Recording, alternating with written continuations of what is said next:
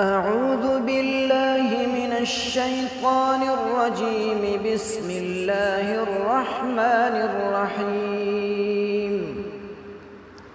الرحمن علم القرآن خلق الإنسان علمه البيان. الشمس والقمر بحسبان والنجم والشجر يسجدان. والسماء رفعها ووضع الميزان ألا تطغوا في الميزان وأقيموا الوزن بالقسط ولا تخسروا الميزان. والأرض وضعها للأنام فيها فاكهة والنخل ذات الأكمام والحب ذو العصف والريحان. فبأي آلاء ربكما تكذبان؟ خلق الإنسان من صلصال كالفخار وخلق الجان من مارج من نار. فبأي آلاء ربكما تكذبان؟ رب المشرقين ورب المغربين. فبأي آلاء ربكما تكذبان؟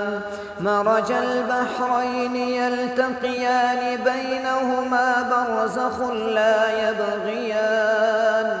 فبأي آلاء ربكما تكذبان؟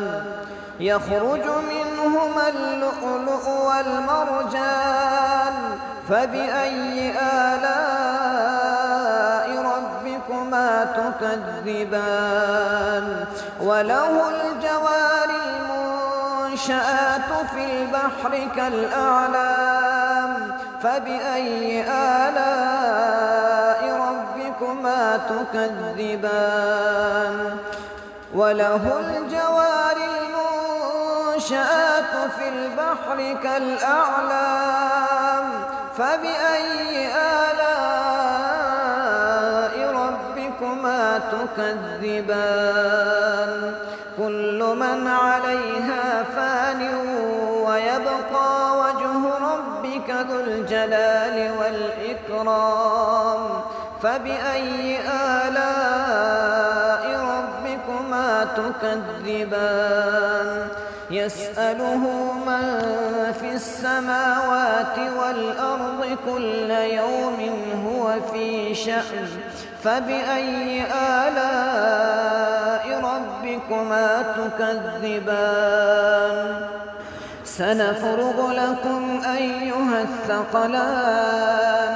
فبأي آلاء ربكما تكذبان؟ يا معشر الجن والإنس إن استطعتم أن تنفذوا من أقطار السماوات والأرض فانفذوا لا تنفذون إلا بسلطان.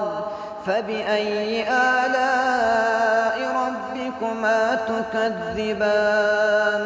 يرسل عليكما شواظ من نار ونحاس فلا تنتصران. فبأي آلاء ربكما تكذبان؟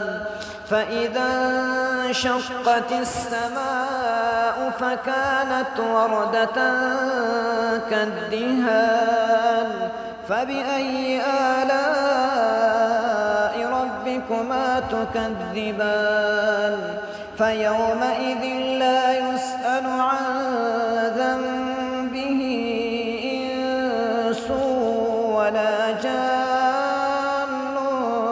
فبأي آلاء ربكما تكذبان؟